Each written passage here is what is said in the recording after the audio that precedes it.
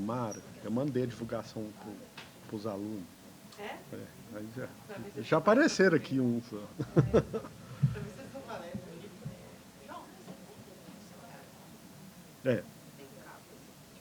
Tem. Inclusive, eu estava saindo de casa, aí eu lembrei que...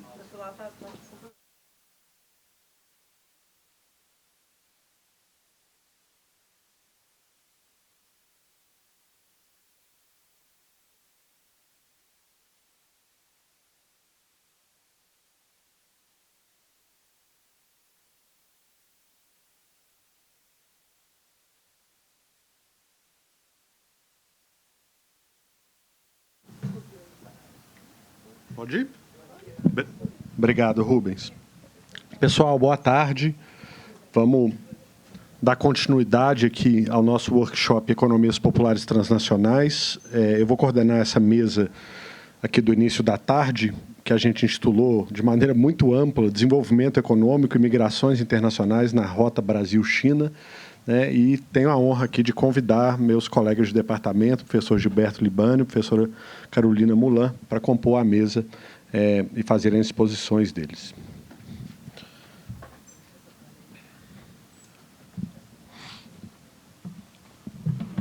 Sentem-se à vontade. Eu vou apresentar os dois, depois vou passar a palavra para o Gil fazer a sua exposição, depois para a Carol. As apresentações já estão aí. Então, o professor Gilberto Libânio é graduado em Ciências Econômicas aqui pela UFMG, mestre em Economia da Indústria e Tecnologia pela UFRJ e doutor em Economia pela Universidade de Notre Dame, nos Estados Unidos, é professor titular no nosso departamento e lidera o grupo de pesquisa Núcleo de Estudos em Pesquisas e Economia da China, o NEP China. Tem experiência na área de economia, em macroeconomia, desenvolvimento econômico e economia internacional. Carolina Mulan é doutora em Relações Internacionais pela McMaster University, Canadá, é professora adjunta no curso de Relações Econômicas Internacionais no nosso departamento e coordenadora da cátedra Sérgio Vieira de Mello, que é uma parceria entre a UFMG e o Alto Comissariado das Nações Unidas para Refugiados. Então, queria muito agradecer a disponibilidade de vocês dois de estarem aqui com a gente dialogando. A gente teve uma manhã muito rica, muito a partir dos relatos de campo, de quem está fazendo pesquisa em realidades específicas, e acho que essa mesa agora a gente dá um zoom out assim, e trabalha numa escala mais global para pensar a problemática do desenvolvimento econômico, das migrações, principalmente aí olhando para as complexas relações Brasil-China. É isso, obrigado. Combinei com vocês meia hora, cada um eu aviso uns 5 minutinhos antes. Só falar que precisa de usar o microfone, porque nós estamos gravando, tá? Carol, passa isso aí, por favor, para o Gil. Se você quiser passar, Gil. Sim, sim. Se quiserem... Bom, primeiro queria agradecer o convite para estar aqui. Agradecer o João em nome dos organizadores do workshop. É sempre uma alegria falar sobre as coisas que a gente gosta de pesquisar. Eu estou envolvido com estudos sobre China, deve ter uns 15 anos, assim. Vou contar um pouquinho dessa história. E é curioso, assim, porque a gente não consegue muito fugir do que a gente é, né? Então, me convidam para falar no workshop de Economia Popular, eu vou falar sobre desenvolvimento econômico na China.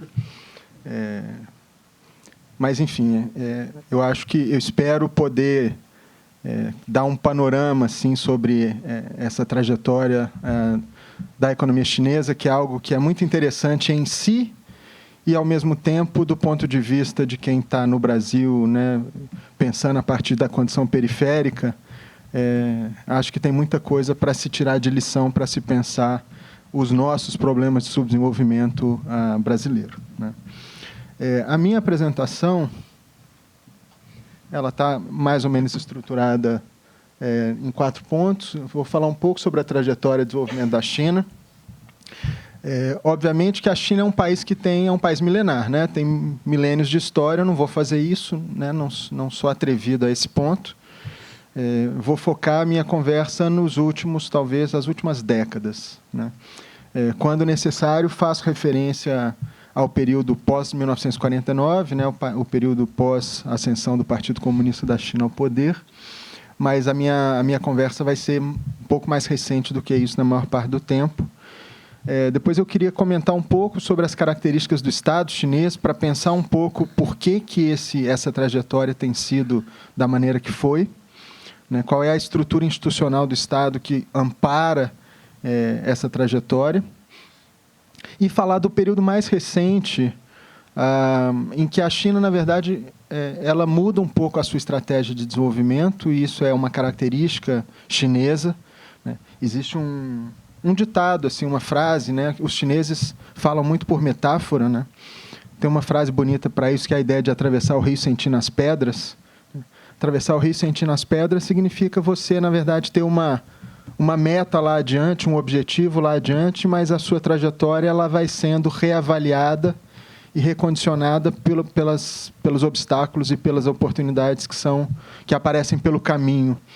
Então, uma coisa que caracteriza a experiência chinesa é uma capacidade de adaptação e de mudança de rota permanente, assim, né? E aí, nesse sentido, de 10, 12 anos para cá, a gente poderia dizer que a China está passando por uma nova etapa, que às vezes ganha o apelido de novo normal da China.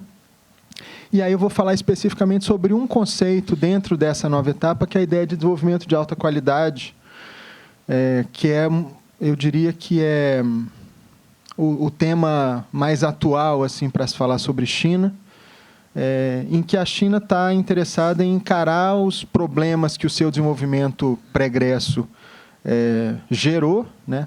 As contradições, os desequilíbrios, etc., e pensar uma continuidade desse processo de desenvolvimento, levando em consideração esses problemas de várias ordens, assim, distributivo, ambiental, etc., etc.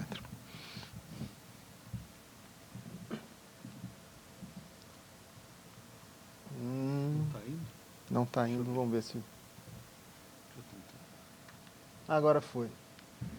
Eu queria começar com essa foto, porque essa foto é para explicar um pouco de onde que eu comecei o meu interesse por China. Essa foto eu tirei em Pequim, em 2007, a primeira vez que eu estive na China. E o que essa foto revelou para mim, quando eu fui a Pequim em 2007, eu não estudava China, eu fui lá apresentar um trabalho sobre a América Latina, na verdade. E o que essa foto ela representa para mim foi a impressão que eu tive da China naquele momento, que era uma sociedade passando por um processo de transformação muito acelerado. Porque eu tinha lá no fundo lá uma placa do Carrefour, então você já tromba de cara com uma coisa de multinacional europeia, e você tinha uma convivência lado a lado entre ciclovias com milhares de bicicletas velhas, que é o que está aí nessa foto, e avenidas com 5, 6 faixas engarrafadas de carros de último tipo. Então, aquilo ali, para mim, era um indicativo, era um sintoma de algo que estava em rápida transformação acontecendo ali, e, do ponto de vista do desenvolvimento, isso me interessou muito. E, a partir daí, eu comecei a estudar China. Então, essa foto é mais ou menos uma explicação de onde que eu comecei. Alguns dados básicos, assim, só para a gente nivelar a conversa, né? A China é um país grande, todo mundo sabe, é um pouquinho maior que o Brasil. É o país, junto com a Índia, mais populoso do mundo, é uma população 7 vezes maior que a brasileira, aproximadamente. É uma população que não cresce tanto, cresce menos de 0,5% ao ano. Talvez muitos saibam, talvez nem todo mundo sabe, a China, durante algumas décadas, ela adotou uma política de filho único, e isso foi com o objetivo, de fato, de conter o crescimento populacional, e essa política do filho único já foi abandonada na década passada, porque já não precisa mais, né? Já tem razões estruturais, que os nossos colegas demógrafos aqui conhecem muito bem, que fazem com que a população chinesa já não cresça tanto, né? Isso está associado ao grau de urbanização, escolaridade, etc. São as variáveis clássicas que explicam o crescimento populacional. O PIB da China é o segundo maior do mundo. Em 23 era 18 trilhões de dólares, ele está atrás da economia americana, embora, em paridade de poder de compra, a China já tenha superado os Estados Unidos em PIB há uns 10 anos, mais ou menos. Eu vou mostrar um dado sobre isso. Essa economia chinesa ela cresceu de forma bastante acelerada por cerca de 40 anos. Hoje em dia, a economia chinesa está crescendo mais ou menos 5% ao ano, essa é a meta. 5% comparado com as 4 últimas décadas é pouco, é metade do que eles cresceram, mas ainda assim é uma taxa de crescimento robusta. Eu também vou mostrar dados sobre isso. E renda per capita, $12.600. Não é uma renda per capita ainda tão alta, porque você tem que pensar que o denominador dessa renda per capita é 1,4 bilhão, mas é uma renda per capita que cresceu muito ao longo das últimas décadas. Eu também vou mostrar e vou falar um pouco sobre isso, né? Isso caracteriza a China como um país de renda média, hoje em dia. É muito conhecido já o fato de que a China era um país extremamente pobre, né? A gente está falando... aí eu estou pensando como marco temporal, né? 1949, quando o Partido Comunista chega ao poder por meio de uma revolução, né? De uma guerra civil. Era um país extremamente pobre, era dos países mais pobres do mundo. Estava vindo de um período que os chineses chamam de século das grandes humilhações, em que a China perdeu guerras, foi invadida, foi colonizada por Inglaterra, por França, por Japão, etc. É um período que os chineses, de certa maneira, não esquecem da sua história, né? E parte, inclusive, da força do Partido Comunista após chegar ao poder e a capacidade de se manter no poder até hoje, é um pouco a bandeira que o partido carrega de que a soberania chinesa é uma prioridade, assim, de que o século das grandes humilhações nunca mais deve se repetir. E aí, claro, a conversa sobre desenvolvimento econômico que a gente vai ter, ela está permeada por esse histórico de uma necessidade da China, ou de uma leitura que a China faz de que o desenvolvimento é uma pré-condição para a sua soberania política e territorial. Então, ela teve, durante esses últimos anos, uma trajetória muito bem-sucedida, saindo de ser um país extremamente pobre para ser um país que hoje tem indicadores de desenvolvimento muito melhores, né? De novo, para dar um exemplo, quando, no início dos anos 50, a expectativa de vida na China era 35 anos. E esse indicador, por si só, já diz muito sobre o grau de subdesenvolvimento da China naquele momento, né?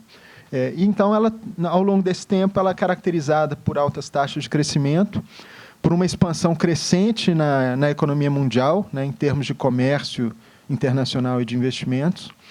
É um país que é caracterizado por altíssimas taxas de investimento, eu vou falar um pouco sobre isso, e tem colhido frutos importantes em termos de desenvolvimento econômico, desenvolvimento tecnológico, né? Uma das coisas que a gente mais discute sobre China hoje em dia é a questão da disputa tecnológica na fronteira de semicondutores, de tecnologias de ponta, de inteligência artificial, etc., etc. E a eliminação da extrema pobreza, que é um feito que foi comemorado tem 4, 5 anos atrás, onde isso foi anunciado. Dependendo do indicador que você mede, né, porque tem vários indicadores de pobreza, mas a população, 50% da população chinesa estava abaixo da linha de pobreza no ano 2000. Então, significa que em 20 anos você tirou metade da população da linha de pobreza, sendo que metade da população para eles lá é 700 milhões. Então, assim, é um feito econômico e social muito extraordinário que aconteceu ali, né? Vamos falar um pouco de alguns dados assim, econômicos, para contextualizar melhor essa historinha que eu estou contando aqui. Primeiro, esse gráfico é péssimo, né? A leitura dele é péssima, a visualização dele é péssima, e eu coloco ele aí de propósito, porque ele me permite ver uma coisa: ele é a taxa de crescimento do PIB das 4 maiores economias e mais o Brasil. Então, você tem China, Estados Unidos, Japão, Alemanha e Brasil. E ele é muito ruim de ver, porque ele é um tanto de linha misturada, mas tem uma coisa que fica nítida, que é o fato de que a linha vermelha ela descola de todas as outras na maior parte do tempo. Ou seja, consistentemente, faça chuva, faça sol, flutua para cima, flutua para baixo, mas consistentemente a China cresce muito mais do que as maiores economias do mundo e também mais do que a economia brasileira, tá? Então, esse gráfico ele serve só para dar esse contraste, embora a leitura dele seja confusa. Ele dá um contraste em que, durante esse período quase todo, fora um ou outro ponto, a China cresceu bem mais do que os demais países. Uma consequência óbvia disso é que a participação da China na economia mundial ela cresce substancialmente ao longo desse período. Se você voltar lá em 1970, que é onde começa esse gráfico, a participação da China na economia mundial era 1%, 2%. 30 anos depois é 14%, 16%, 18%. Então, você vê que ela, em termos relativos, ela aumenta a sua participação em 15 vezes ao longo de 30 anos. Aqui a comparação China e Estados Unidos, que eu falei que a China é a segunda maior economia, mas em paridade de poder de compra já passou. E a tendência é continuar descolando da economia americana, porque a economia chinesa cresce mais. Hoje em dia, a economia chinesa cresce 5% ao ano, a economia americana cresce 2,5%. Então, a tendência é cada vez mais a China se consolidar como a maior economia do mundo e daqui a pouco vai passar, inclusive, em dólares correntes. Em paridade de poder de compra já passou. E aqui o per capita, né, que é um indicador assim, resumido de desenvolvimento. É muito impressionante, a China parte de um patamar, aqui é em dólares constantes de 2010, ou seja, está filtrado o efeito da inflação. Ela parte de um patamar muito baixo, lá nos anos 60, anos 70, e ela acelera o seu crescimento nos anos 80, 90, 2000, atingindo os valores que ela tem hoje. No final ali do gráfico, você vê que já tem uma ligeira mudança na inclinação. Isso tem a ver com o fato de que de 2013, 14 para cá, as taxas de crescimento da China desaceleram, pelas razões que eu vou discutir, que eu vou conversar ainda daqui a pouco. A pergunta mais imediata que a gente faz é assim: por que a China cresce tanto? E se você precisar responder essa pergunta com 3 segundos ou com 6 palavras no máximo, a resposta é porque a China investe muito. Você pode ter infinitas discussões sobre as causas do crescimento econômico, mas eu acho que 99% dos economistas, a não ser os mais terraplanistas, eles vão concordar que altas taxas de investimento geram crescimento. Então, quando você olha para esse gráfico e você fala, poxa, a China investe mais de 30% do PIB há 30 anos, ela investe 40% do PIB por mais de 10 anos, é indiscutível que isso é um combustível muito poderoso em termos de crescimento. Aí tudo bem, a pergunta que você vai fazer é a seguinte, é assim, e por que esses caras investem tanto? Nós, aqui no Brasil, a gente tem uma taxa de investimento em proporção do PIB que fica ali oscilando entre 15%, um pouquinho mais, um pouquinho menos. Quando vai aproximando de 20%, a gente comemora. E a China investe 40%. Né? Tem uma explicação corrente por aí, que você escuta na Globo News, em que o economista que vai dar entrevista na Globo News e é pago pelo Santander, ele fala assim, a China investe muito porque ela poupa muito. Aí você joga a culpa do crescimento da China numa questão cultural. Você pode dispensar os economistas, convida os antropólogos, eles vão explicar. A China poupa muito. Aí você cria logo aquele estereótipo do chinês, com aquele chapéuzinho de bateia, super disciplinado, trabalhando 18 horas por dia, dormindo no chão da fábrica, comendo só arroz e poupando cada centavo. Aí você fala, eles têm uma alta taxa de poupança, por isso tem essa alta taxa de investimento. Não é isso. Isso está só errado. Não tem outra palavra para descrever. Primeiro porque o chinês não é caracterizado mais por esse operário que trabalha 18 horas por dia e dorme no chão da fábrica. Se isso foi verdade 30 anos atrás, já não é mais. Segundo, porque não é a poupança que determina o investimento. Na verdade, a China investe muito porque o Estado chinês planeja esse investimento. E porque a China tem instrumentos para financiar esse investimento, porque o investimento precisa de financiamento. E aí, na verdade, todo o sistema financeiro chinês, a começar pelo Banco Central, passando pelos bancos comerciais, que são grandes bancos públicos, os 4 maiores, passando pelos bancos de desenvolvimento, que a China tem 3 bancos de desenvolvimento nacionais, como a gente tem o BNDES, e tem 2 dezenas de bancos de desenvolvimento provinciais. Todo esse arcabouço do sistema financeiro ele está a serviço do desenvolvimento econômico.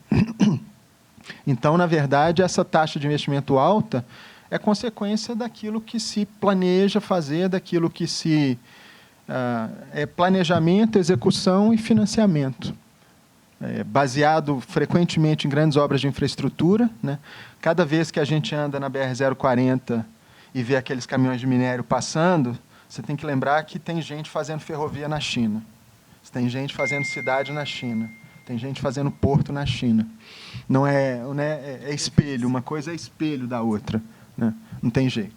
E isso reflete nessa alta taxa de crescimento, que é um grande de investimento, que é um grande motor de crescimento do PIB. Claro que nós estamos falando que isso vem junto com mudança estrutural. Essa mudança estrutural ela se visualiza, né, ela se verifica, pelo menos nesse gráfico e no próximo. Um é população, migração rural urbana. Não vou falar tanto sobre isso, porque não vou passar vergonha na frente dos especialistas. Mas é evidente que a China está passando por um processo de transformação nessa relação população rural-urbana. Se a gente volta lá em 1960, você tinha mais de 80% de população rural, e já tem um pouco mais de 10 anos que a população urbana se tornou maior do que a população rural. Mas, ainda assim, se você pega ali 2022, em que você tem quase 40% de população rural, 40% de 1,4 bi. Ainda assim é muita gente, né? E a gente sabe, quando a gente estuda desenvolvimento, que um dos combustíveis do desenvolvimento econômico é exatamente esse influxo de mão de obra dos setores, aspas, atrasados para os setores, aspas, avançados, né, que gera ganho de produtividade na indústria, que não deixa saturar o mercado de trabalho, etc., etc. Então, a China tem esse processo, né? Depois, acredito que a Carol vai falar talvez mais sobre isso, não sei. Mas ela tem um processo cuja migração interna, inclusive, ela também é controlada, né? Tem vários filmes super interessantes sobre esse tema, mas isso é um combustível que a China também tem. Claro que esse combustível, uma hora ele acaba. Tem muita gente no campo, mas não significa que você possa migrar, né? Até porque, pela política do filho único, que ficou em vigor por muito tempo, tem muitos casos de filhos únicos no interior que cuidam dos pais mais velhos e o cara não pode ir para a cidade trabalhar porque ele está, de certa maneira, vinculado ali ao setor rural. Mas, ainda assim, é um exército de reserva de mão de obra bastante amplo, que foi bastante importante durante todo esse período. E aqui, transformação estrutural do PIB. Também a China não inventou nada. Isso aqui é um fato estilizado assim, dos processos de desenvolvimento econômico em vários países, onde você tem declínio da participação do setor primário no PIB, que é o azul, né? Expansão do setor industrial e, posteriormente, do setor de serviços, que é também um reflexo da urbanização. O que caracteriza a China, nesse caso, é que o setor industrial dela é muito grande. E se mantém grande, se mantém acima de 40% do PIB. Então, os processos de desindustrialização que a gente observa, tanto em países centrais como na periferia, no Brasil e em outros lugares, a China não está passando por isso. Ela diminuiu um pouquinho a participação da indústria no PIB nos últimos anos, mas ela ainda é a fábrica do mundo, por assim dizer, né? E, por fim, inserção internacional, né? Eu falei agora há pouco, a China é o país que tem maior número de parceiros comerciais no mundo, é o país que é o principal parceiro comercial de sei lá quantos países do mundo, exporta para todo lugar, importa de todo mundo, etc. E tal. Esse dado mostra um pouco também a transformação muito rápida da participação chinesa no comércio internacional. Se acelerou principalmente após 2001, quando a China passou a fazer parte da OMC. Agora, vamos discutir um pouco assim, de onde que vem esses resultados todos, assim? De onde que vem tanto êxito em vários indicadores macro, indicadores econômicos, indicadores sociais, né? Isso não é fruto do acaso e nem fruto de políticas. Aliás, só um parênteses, né? Existe uma interpretação sobre a China que também é, mais uma vez, equivocada, que aí, no caso, eu nunca sei onde que é ignorância e onde que é interesse, má-fé, essas coisas assim, né? Quer dizer assim, a China era um país pobre até 1978, quando Mao era presidente. Na hora que acabou o período maoísta, entrou Deng Xiaoping, que transformou a China numa economia capitalista e, por isso, a China decolou, né? Isso é ruim demais, assim, é muito errado, muito ruim, muito equivocado. Quem fala isso não conhece nada sobre a China. Para começar, porque o período pós-78 não é uma ruptura em relação ao período pré-78. É, mais uma vez, a ideia de atravessar o rio seguindo as pedras. Tudo bem que a China ela adota, a partir de 78, um conjunto de instrumentos e de mecanismos de economias de mercado, por assim dizer, mas é uma economia de mercado bastante controlada pelo Estado. Bastante controlada pelo Estado. Para começar, eu já citei que o setor financeiro é praticamente todo estatal, né? E o planejamento econômico ele continua valendo do mesmo jeito que valia no período maoísta. Eu vou falar sobre os planos quinquenais aqui daqui a pouco. Então, o que mais caracteriza a China pós-78 e até hoje, os chineses, o período que eles consideram que eles estão hoje, é o período que começa em 78, eles chamam de período de reforma e abertura. Esse período de reforma e abertura, para eles, continua, desde 78, o mesmo até agora. Eles continuam abrindo e reformando. Então, para eles, não tem nenhuma descontinuidade nesse período todo, embora a gente sabe que tem características que são peculiares de cada momento. Mas, do ponto de vista da estrutura do Estado, a gente poderia caracterizar o Estado chinês como um Estado desenvolvimentista, né? Isso significa algumas coisas. Significa que é um Estado que tem desenvolvimento econômico como um objetivo permanente, assim, uma meta permanente, né? É um Estado que planeja e executa um conjunto de ações com foco no desenvolvimento econômico, né? Então, o planejamento é uma prática permanente, né? Ele usa políticas ativamente, políticas macro, políticas industriais, políticas comerciais, coordenação entre elas, sempre na direção do desenvolvimento econômico. E você tem um Estado estruturado para isso.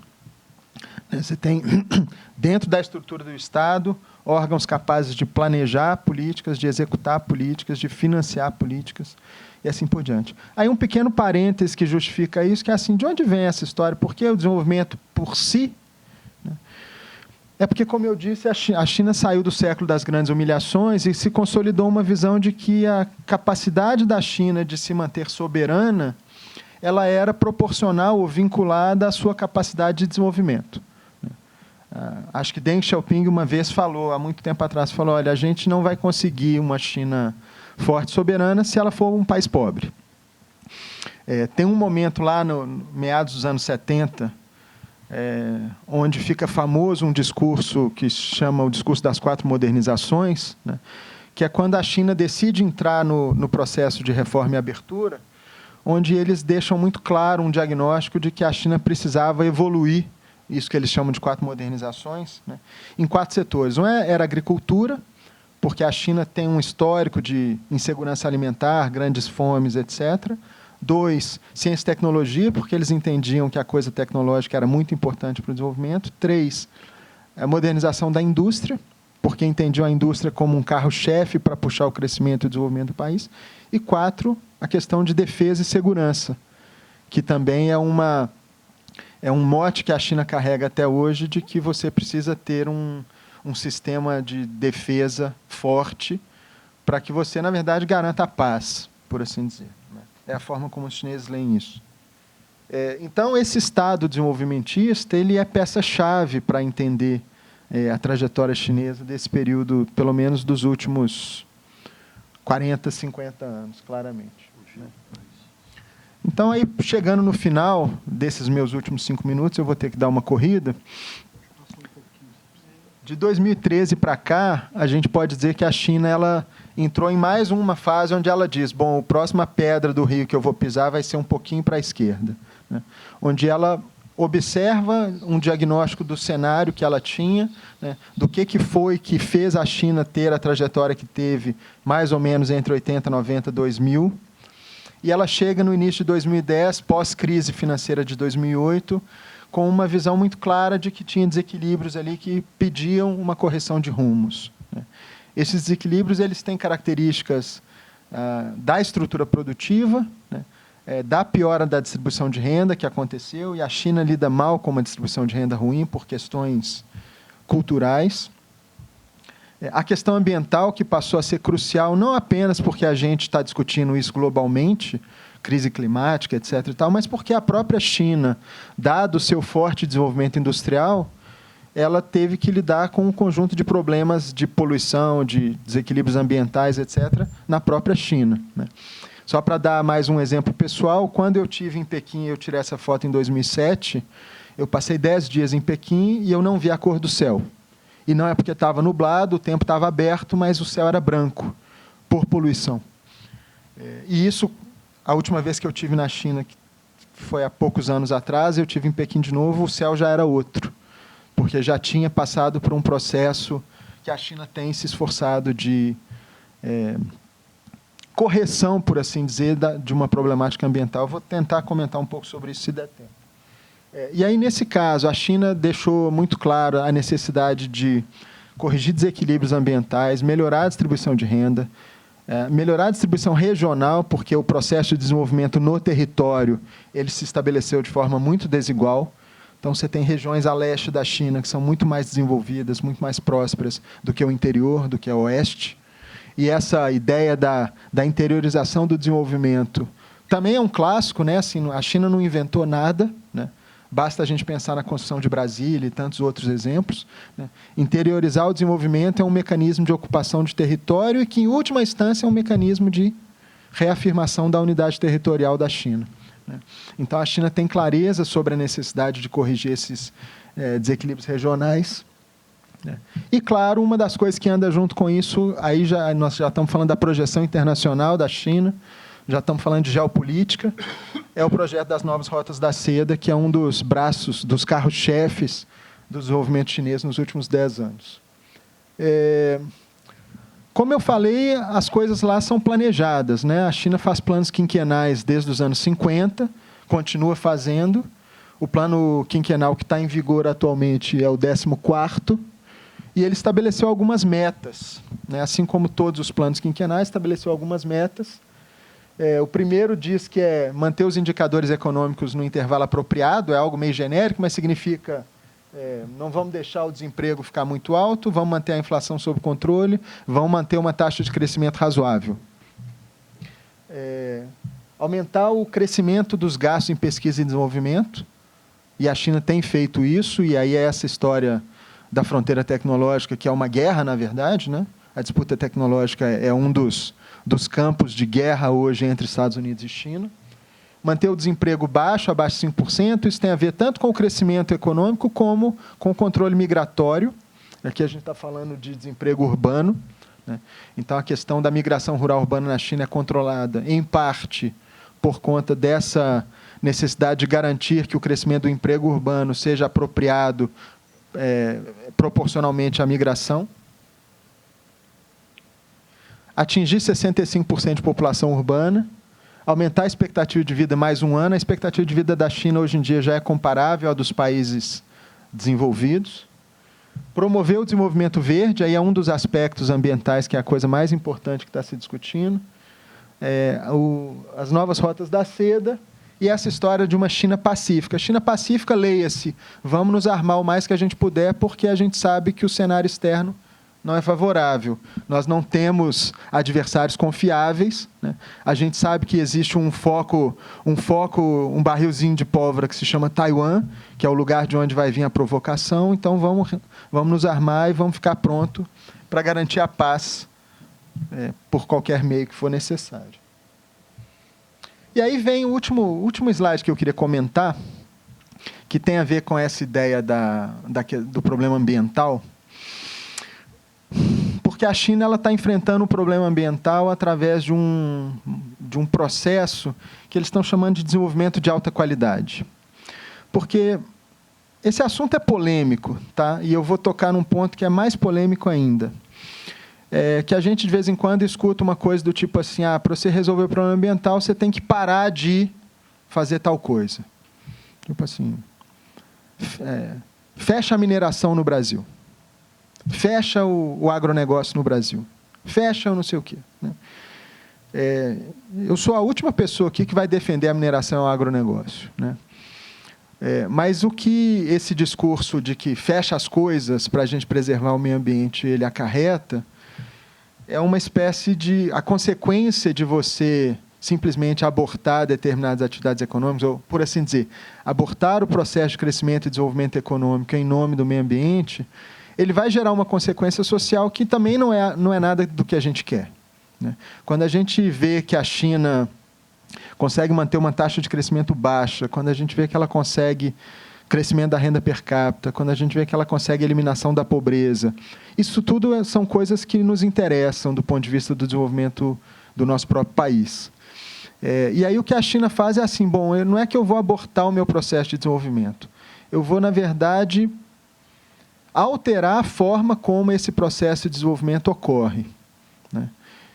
Isso significa basicamente dizer o seguinte, isso que eles estão chamando de desenvolvimento de alta qualidade é uma mudança qualitativa na forma do desenvolvimento que ela tenta dar conta exatamente de manter uma taxa de crescimento razoável para continuar tendo avanços sociais, econômicos e sociais, mas com um twist, assim, né? uma preocupação com esses efeitos ambientais que são consequência do modelo de desenvolvimento econômico que se adota, né? Então, tem algumas coisas que têm a ver com isso, né? Isso tem a ver com avanço na inovação, e essa inovação, entre outras coisas, tem muito a ver com a inovação nos setores de economia verde, de energias renováveis, de sustentabilidade, etc., etc. Política de desenvolvimento regional, já comentei sobre isso. A ideia de uma economia sustentável, né? Isso vale para tudo. Isso vale desde o fato de que a China é o país que mais refloresta no mundo hoje, a ideia de sequestro de carbono. Isso vale para a ideia do avanço dos carros elétricos, das frotas de ônibus elétricos, etc. Isso vale para a ideia de cidades verdes. Então, investimento em parques urbanos, investimento em reflorestamento na cidade, telhados verdes, prédios inteligentes. Tem toda uma pegada de como que a arquitetura conversa com isso, tanto do ponto de vista do urbano, como do ponto de vista de projeto. Em que essa coisa da sustentabilidade ela é um critério assim, para tudo que se faz. E uma coisa do desenvolvimento para as pessoas, isso é muito interessante, porque muito do que se fez no desenvolvimento da China no período recente, ele teve ônus, assim, né? Aquela nossa imagem do chinês, da mão de obra chinesa super explorada, né? Ela, de fato, ela ocorreu, né? E o que a China está tentando fazer hoje é assim, olha, vamos agora pensar uma forma mais decente do trabalho, vamos agora pensar uma forma de expandir a rede de proteção social, vamos expandir a educação pública, vamos expandir a saúde pública, vamos pensar a previdência pública, ou seja, é você levar o que a gente está chamando aqui de desenvolvimento para as pessoas, né? Isso tem a ver com a ampliação dos serviços de assistência social e serviços públicos que, ao longo do processo de desenvolvimento da China, parte deles foi deixado de lado, negligenciado, por assim dizer. Eu tinha mais coisa para falar. A última coisa, prometo. E depois, eu não preciso mais falar os slides seguintes, porque já é repetição. Essa coisa especificamente do meio ambiente é muito interessante, porque, de novo, os chineses planejam, eles têm instrumentos, eles executam. E aí eles têm o que eles chamam de dupla meta de carbono, né?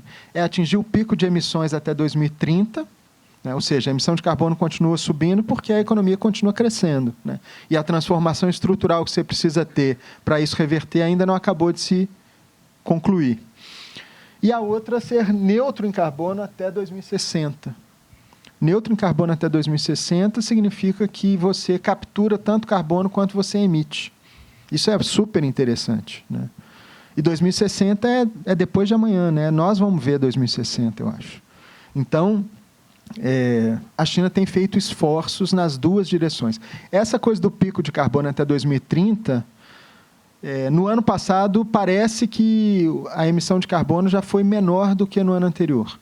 Ou seja, vamos esperar esse ano para ver se não é só uma flutuação pontual, mas é possível que a China já esteja conseguindo atingir, com 5 anos de antecedência, a meta de pico de emissão de carbono. Isso não é pouca coisa. Na verdade, também não é surpresa, porque várias das metas da China, de vários indicadores, ela conseguiu atingir antes do prazo que tinha sido previsto. Bom, dei uma corrida no final, mas era um pouco esse o panorama que eu queria traçar muito rapidamente sobre o desenvolvimento da China, e estou à disposição para a gente conversar no debate. Obrigado. Obrigadíssimo, Gil. Vou, então, sem mais delongas, convidar aqui a Carolina Mulan. A palavra é sua, Carol. Bom, queria começar dando boa tarde para todo mundo, agradecer o João, a Mara, toda a equipe do projeto, pela oportunidade de troca, pedir desculpa por não ter podido estar aqui pela manhã. Também não sou uma economista, não sou especialista em China, mas vim aqui a pedido do João falar um pouquinho sobre as migrações, afinal de contas, né, o projeto, pelo que eu entendo e tenho acompanhado um pouco, fala, não é, desse processo da migração chinesa, em particular para as áreas urbanas aqui no Brasil e alhures, né? E acho que esse é um tema muito importante para a gente, que está nos estudos migratórios. A gente ainda tem uma lacuna grande no Brasil da compreensão dessa mobilidade dos chineses. Tem uma história longeva, né, da chegada dos chineses no Brasil no século XIX. E, surpreendentemente, até para o tema do refúgio, que é, de fato, o meu lugar de fala, né, digamos assim, surpreende também que a gente tem tido um contingente relativamente persistente, né, de solicitantes de refúgio de nacionalidade chinesa no Brasil. É um tema com o qual eu vou terminar a minha apresentação. Então, um pouco do percurso que eu queria fazer, e que acho que dou conta de fazer, né, perante uma plateia tão qualificada, é falar um pouquinho desse, vamos dizer, repertório sobre a problemática da migração internacional, da mobilidade internacional, como que o sistema internacional tem pensado e evoluído, particularmente nos últimos 75 anos, né? A gente vai comemorar agora os 75 anos dos grandes marcos regulatórios do tema da mobilidade no pós-Segunda Guerra e das instituições internacionais daí derivadas. Falar um pouquinho das transformações que a gente tem experimentado nessa governança global das migrações na última década, em particular, em função, enfim, alguns vão chamar na minha área, né, das transições hegemônicas que temos vivenciado no sistema global. E depois retomar muito rapidamente um pouquinho sobre a experiência da China com o tema da mobilidade, particularmente da mobilidade internacional, e como é que isso está um pouco no panorama hoje no Brasil. O que a gente tem, né, de dados dos registros relativos à entrada de chineses no Brasil, onde que essa população está e como é que eles têm entrado também no nosso sistema de proteção a refugiados. Então, um pouco desse coupling e decoupling, né, eu acho, da China e da mobilidade chinesa internacional dentro desse grande arcabouço, dessa arquitetura, vamos dizer, global de gestão da mobilidade internacional. Bom, para falar de mobilidade, né, eu acho que a gente tem que começar um pouco com os grandes dispositivos, vamos chamar assim, dispositivos de enredo, né, os tropes, os lugares comuns, né, da discussão migratória em nível internacional. E eu acho que algumas desses dispositivos foram se consolidando, de fato, ao longo do século XX. Né? E são dispositivos pensados a partir de dicotomias muito claras entre processos, né, e projetos de mobilidade. Em particular, a gente pensa aqui em duas categorias, né, talvez estruturais, do tema da mobilidade internacional, vamos chamar aqui, para o sistema de governança global. Né? Por um lado, a figura do migrante, né? Daquele que voluntariamente opta por sair do seu lugar de residência, ou de residência habitual e ou de nacionalidade, usualmente, né, associado a uma mobilidade econômica, de natureza econômica, e, portanto, né, articulada, vamos dizer, a divisão internacional do trabalho, não é isso? Uma migração que vai ser regulamentada, tanto do ponto de vista internacional, quanto por grande parte, né, das legislações nacionais que tratam da temática migratória, sob a ótica e a categoria, não é, da migração laboral. E, de outro lado, a figura, né, da pessoa refugiada ou daqueles que, em princípio, migram por razões historicamente definidas sob a égide, né, da dimensão política, por razões óbvias. Né, a figura da pessoa refugiada ela é constituída, né, sobre os escombros da experiência do deslocamento forçado na Segunda Guerra Mundial, e daí deriva uma concepção dessa fuga lida sob a ótica já do engajamento da Guerra Fria, não é isso? De pessoas que saíam de seus países de origem em busca, não é, da proteção, sobretudo, dos direitos civis e políticos básicos. Não é? Então, essa lógica do que alguns autores chamam do refugiado normal, que era o homem branco, defensor, não é isso, da liberdade, dos valores democráticos, que saía usualmente dos países, né, entrando dentro da cortina de ferro, sob regimes autoritários, em busca de proteção nos países ocidentais. Então, muito do regime de proteção a refugiados vai se estruturar dentro dessa lógica da Guerra Fria, e a figura da pessoa refugiada vai ser lida dentro desse dispositivo de enredo, né, sob essa lógica de um movimento, que é um movimento majoritariamente, né, definido pela involuntariedade, pela falta de escolha colocada ao sujeito que foge, e, de outro lado, dentro de uma lógica geopolítica internacional que lê esse movimento sob a ótica de uma escolha que é uma escolha eminentemente política e, portanto, articulada a essas cisões e divisões que estruturaram o sistema internacional nesse período. Então, essa figura do migrante refugiado vão ser fundamentais para a constituição, né, das instituições internacionais que vão lidar com a temática da mobilidade, para as normativas internacionais relativas a esse tema, para a economia política da própria mobilidade, para onde vão os recursos, para quem vão, e para a geopolítica, não é, de quem pode e quem não pode se movimentar e ou entrar, não é, em um território que não é seu, ou que não é o seu de origem. Né? Então, esse é o primeiro elemento. João, eu sou péssima nessas coisas. Passa para mim, por favor. Então, essa divisão, né, entre migrante e refugiado, político e econômico, né, entre o movimento voluntário e forçado, que, por óbvio, vai ser fortemente tensionado historicamente, desde sempre, não é? Todos os estudos têm mostrado, mesmo na migração mais antiga, não é? Que essa relação entre o voluntário e involuntário nunca aconteceu dessa forma dicotômica, mas que dentro do sistema internacional e do debate sobre a mobilidade internacional vai ganhar muita força a partir do final da Guerra Fria. Não é? Por óbvio, com a ideia, não é isso, da expansão de um sistema capitalista global, não é, de uma discussão sobre a transição de regimes em grande parte do mundo, pela liberalização econômica, pela flexibilização, inclusive, dos sistemas da migração laboral em várias partes do mundo, né, a China, inclusive, que vão, por óbvio, tensionar muito dessa relação.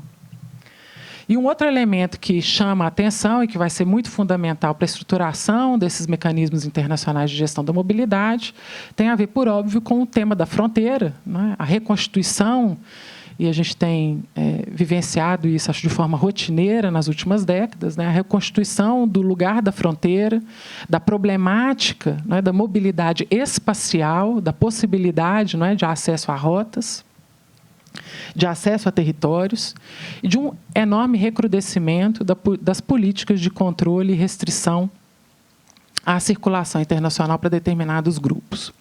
Então, na realidade, o que a gente vai ver nas últimas décadas é o que a gente chama de uma certa modulação da gestão fronteiriça, né? Uma fronteira que vai se tornando cada vez mais intransponível para determinados grupos que estão dentro dessa lógica aqui da gestão migratória e particularmente invisível, né? Ou pouco perceptível para outros grupos, né? A gente tem vários exemplos dessas dinâmicas. Os programas, não é isso, de visa de Global Entry nos Estados Unidos, não é, que facilitam a entrada, que essas pessoas praticamente não têm que passar, não é, por nenhum controle migratório. E, por óbvio, né, outros contingentes que, para chegar nesses países, têm que sobreviver, não é, a rotas cada vez mais letais. Não é isso? Temos aqui a experiência recente na América Latina da rota de Darién, não é isso, que liga a América do Sul, a América Central, e que tem sido aí uma fonte de preocupação importante para a região. Algo similar tem acontecido também em várias fronteiras do Sudeste Asiático, né? Inclusive a China, uma das problemáticas importantes das rotas, no caso chinês, tem sido a questão da fronteira, por exemplo, com Mianmar, né? Que continua sendo uma fronteira hipermilitarizada e também de difícil acesso territorial para a parte das pessoas que querem fugir, não é, do regime de Mianmar. Então, essas são eu acho que assim, alguns dos elementos, estou chamando aqui ontológicos, né, porque definem um pouco como se narra e se entende a problemática da migração e da mobilidade hoje dentro do sistema internacional, né, e, obviamente, aponta para a gente algumas das tensões que são constitutivas das reconfigurações que a gente tem vivido de forma mais acelerada, pelo menos, né, desde o início dos anos 2000. Isso vai ter impactos, por óbvio, no que a gente chama, né, o regime de governança global da mobilidade. Em primeiro lugar, pode passar para mim aí. E aí alguns dados, né, eu acho que da migração e da mobilidade internacional. Eu estou usando o termo mobilidade como forma, né, de acoplar aqui tanto a questão da migração internacional sobre as suas múltiplas vertentes, né, a migração laboral, a migração de estudantes, a migração de funcionários de empresas, a migração familiar, mas também o tema, né, das pessoas refugiadas e deslocadas por diversas razões. Então, a gente tem hoje, né, uma estimativa mais recente de mais de 280 milhões de pessoas, né, em situação migratória, ou seja, residindo em países que não são o seu, né, de nacionalidade, os seus países de nacionalidade original. Um dos elementos também que os estudos migratórios têm apontado, já de forma recorrente e robusta, que grande parte dessa migração ela acontece intrarregionalmente, né? Então, a gente sabe que uma parte significativa desses quase 300 milhões de pessoas circulam, né, e migram dentro das próprias regiões, usualmente, né, entre países que fazem fronteira. E a questão do refúgio, né, o número de pessoas refugiadas que tem aparecido de forma também recorrente, né, na mídia internacional, que tem atingido recordes numéricos, quantitativos, também ano após ano. Né, os últimos dados da Organização da ONU para Refugiados, que é o Acnur, apontou aí cerca de 120 milhões de pessoas em situação que eles consideram de deslocamento forçado. Importante pontuar que uma parte significativa desses 120 milhões são, na realidade, pessoas que estão deslocadas forçadas dentro do seu próprio território nacional. Então, não são pessoas que tiveram acesso, não é, à proteção humanitária fora do seu país. E uma parte significativa também, aqui, em torno de 20 milhões, são pessoas que ainda estão, né, solicitando refúgio em outros países, ainda não tiveram a sua condição de pessoa refugiada reconhecida nos países de recepção. Então, dentro desses 120 milhões, a gente tem um périplo, não é? Bastante heterogêneo, vamos dizer assim, de pessoas em diferentes categorias, não é? Jurídico-burocráticas desse deslocamento forçado. No caso do refúgio, também chama a atenção, né, que grande parte das pessoas em deslocamento forçado, né, desses 120 milhões, estão fortemente concentradas em países subdesenvolvidos e em desenvolvimento, né? Ou seja, a problemática hoje da recepção e acolhimento de populações refugiadas é, sobretudo, vamos dizer assim, uma responsabilidade que tem sido arcada pelos países do sul global, né, e não pelos países ricos dentro do sistema internacional. Ao contrário, por exemplo, da migração internacional tout-court, que vocês vão ver aí, né, que, enfim, a Europa, por exemplo, tem, né, por óbvio, um contingente, um percentual elevado de participação dentro dessa migração. Com relação aos regimes, né, vamos dizer assim, e tudo isso vai gerar, por óbvio, né, um conjunto de normativas e instituições internacionais que visam regular essa circulação de pessoas em nível global, chama muito a atenção, né, a crescente institucionalização desse sistema ao longo das últimas décadas, né? É um sistema complexo. Essa imagem aqui é do Alexander Betts, professor da Universidade de Oxford, que tem liderado, né, o Centro para Estudos de Refúgio naquela universidade, e chama a atenção um pouco da complexidade desse regime, que passa desde, né, por exemplo, o regime de viagens, não é isso? Ou seja, a Organização Internacional para a Aviação Civil, por exemplo, que vai regulamentar quem pode e quem não pode entrar numa aeronave, quais são os requisitos documentais, quem pode ou não pode fazer o seu check-in, o que pode ser exigido, né? Até questões técnicas relativas, por exemplo, à padronização dos documentos de viagem, né? Os passaportes biométricos, a divulgação, por exemplo, de dados, né? Muitos dos países hoje têm sistemas avançados de cooperação que permitem saber, muito antes da gente chegar, né, no nosso destino de viagem, quando que a gente vai, como que a gente pagou pela viagem.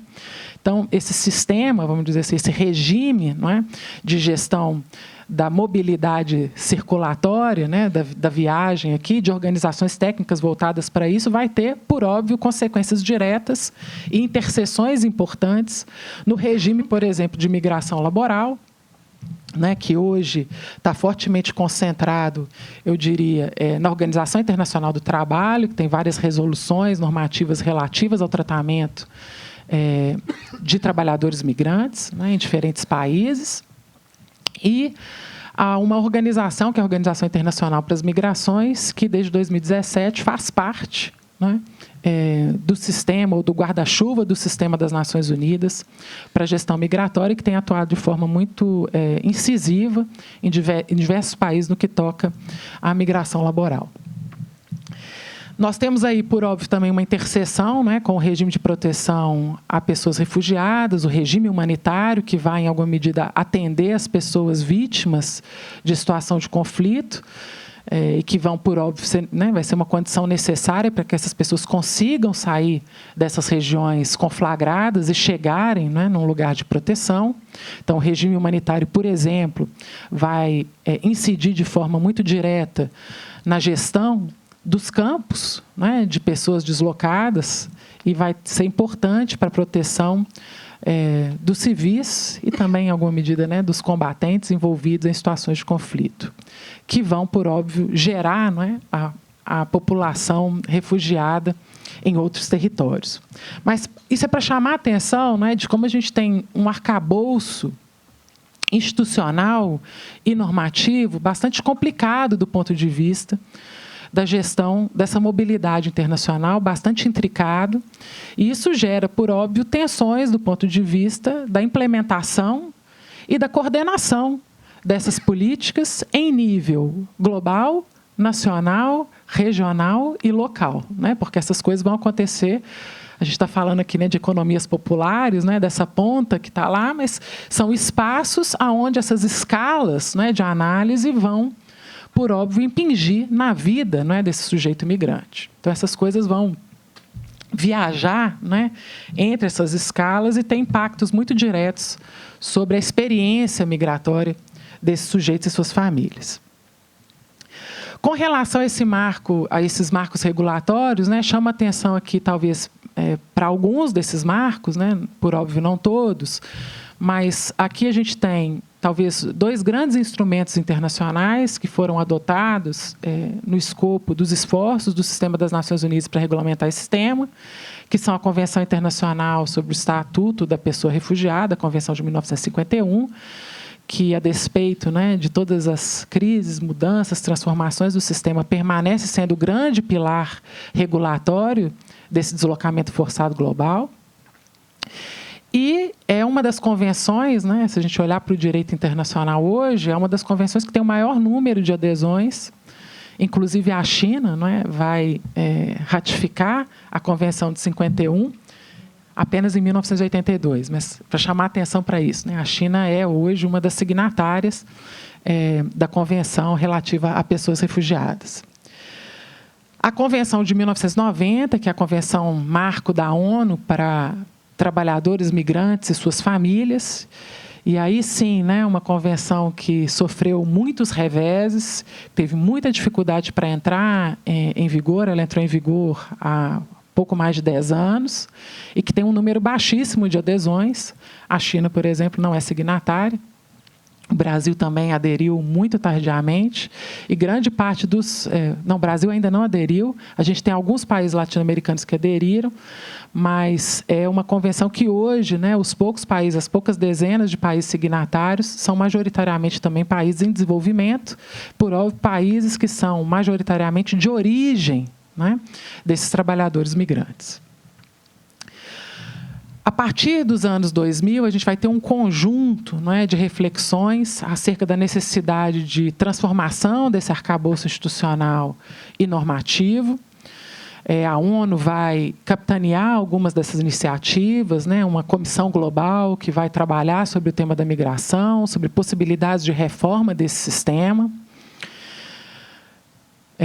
Parte desse esforço dessas comissões vai gerar, a partir dos anos 2010, e aí isso obviamente acoplado com o enorme interesse de alguns dos países, e aqui leia-se, né, Estados Unidos e União Europeia, os países da União Europeia, que vão vivenciar o que eles entendem como uma crise migratória nas últimas décadas, né, e um tema que, por óbvio, continua dominando a pauta e a agenda, né, internacional sobre essa questão.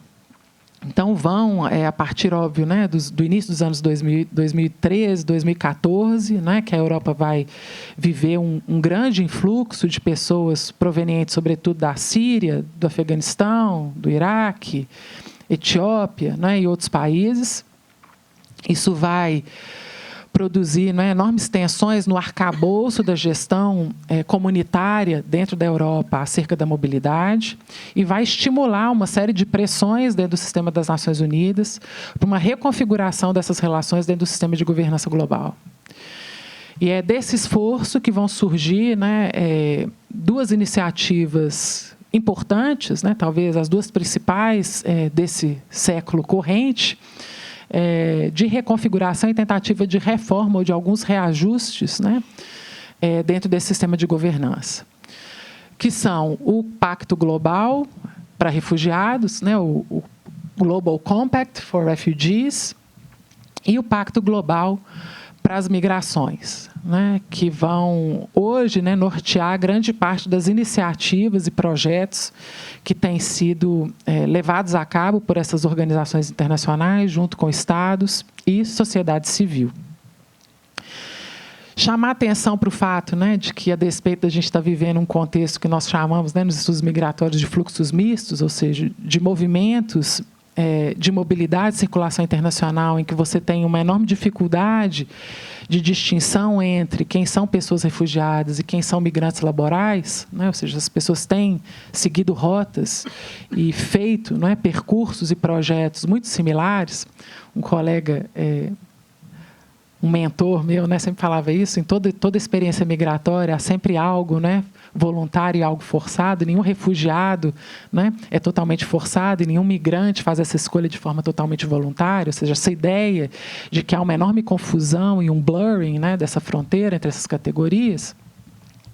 A despeito desse reconhecimento, por razões óbvias, institucionais e por enorme pressão também dos estados, vou chamar aqui ricos, né, do sistema internacional, se manteve essa distinção, né, essa dicotomia ontológica entre os pactos. E, para muitos estudiosos, essa é uma das principais deficiências, né, dessa tentativa de reforma do sistema de governança global atual.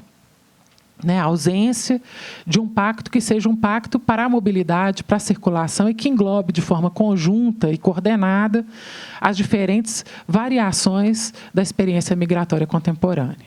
Né. Não, volta um pouquinho. Com relação ao Pacto Global para Refugiados, eu diria que há algumas importantes inovações, não sei se são inovações, mas reforços que são particularmente importantes para os países do Sul Global, que dizem respeito à ênfase no compartilhamento de responsabilidades e uma atuação mais articulada e incisiva entre o sistema das Nações Unidas, os Estados nacionais e a sociedade civil. Então, em alguma medida, o Pacto Global para Refugiados vai fortalecer uma virada da mirada da questão do refúgio para a experiência das pessoas refugiadas, e esse tem sido acho que um elemento importante, inclusive da participação dos próprios organismos internacionais. Já no que toca ao Pacto Global para as Migrações, as críticas poderiam ser talvez mais incisivas. Né? O título do pacto é Pacto Global para a Migração Segura, Ordenada e Regular. Né? Isso já dá o tom do dispositivo, não é, de enredo que vai mobilizar os esforços institucionais com relação à reforma do regime migratório global, né? Essa ênfase na questão da regularidade. Né? Alguns autores já têm apontado que essa tem sido uma tendência da mobilidade internacional e da gestão migratória nas últimas décadas, né? Não mais o foco na separação entre o refugiado e o migrante, mas entre aquele que é regular e aquele que é irregular. não é? Essa tendência de produzir e de gerar, não é? Uma circulação que é ordenada e ordenada a partir de categorias estabelecidas pelos agentes políticos que estruturam, por óbvio, essas políticas. Segura, e aí, né, segura para quem? E, por óbvio, né, essa também é uma fonte de crítica, porque o que a gente tem experimentado, né, é uma ótica da segurança, sobretudo nacional, né, isso, um recrudescimento, uma retomada da leitura da gestão migratória sob a ótica da segurança dos estados, em detrimento da segurança das pessoas migrantes. E essa ideia de ordenação que tem fortalecido alguns mecanismos de concertação e, de novo, dentro de uma chave que é uma chave majoritariamente securitária, né, em que os estados têm, eu diria, retomado um papel muito central na gestão e na definição de quais são os termos da entrada, permanência e potencial integração dessas pessoas migrantes no seu território nacional. E isso vale para países ricos, para países não tão ricos e para países pobres também, né? Eu acho que essa é uma tendência, de fato, global. Tá? E é por isso que a gente sempre chama atenção para o papel das potências, né? Porque muito do que acontece nos países desenvolvidos acaba viajando de forma também muito incisiva para a política migratória dos países do sul global. Nossa, você vê que eu falei demais. Aí eu vou, enfim, usar para conclusão aqui, né, um pouco do acoplamento e decoupling, né, da China dentro desse grande guarda-chuva da gestão migratória. Acho que né, o Gil falou muito bem aqui da trajetória histórica da China. Alguns estudos apontam que a Ásia talvez seja uma das regiões onde o fator econômico, né, as ondas de crescimento, o mercado de trabalho tem incidido de forma talvez mais direta sobre o fenômeno da mobilidade do que em outras regiões do planeta. Mas, historicamente, a China, né, vai ter uma relação de muito controle sobre a mobilidade, particularmente a mobilidade interna, né? A história da gestão migratória da China é fundamentalmente uma história que começa né, a partir de 49, em particular, com o sistema do registro de residência, o RUCAL, que vai definir, né, aonde essas pessoas podem estar e que precisam de autorização do Estado para sair desses lugares, né? A gestão da migração interna é importante para a migração internacional, porque também um dos tropes, né, dos estudos migratórios é esse, né, de que a migração interna ela é, em muitos casos, né, uma primeira etapa do processo migratório, dos projetos migratórios dos sujeitos migrantes. Então, a possibilidade da migração interna ela tem um efeito, não é, importante sobre o desejo e possibilidade de uma migração futura internacional. Então, a China, não é, vai experimentar de forma muito incisiva com esse sistema de gestão e controle da mobilidade interna, que vai ser flexibilizado a partir, né, da década de 80, ainda mais hoje, né, eu acho que os dados que o Gil apontou ali, né, dessa transformação da China de um país rural para um país urbano tem a ver, em grande medida, também com a flexibilização do sistema do RUCAL. A China vai ter também, historicamente, né, nesse período maoísta e depois também nas primeiras décadas do Deng Xiaoping, um controle da migração internacional, né?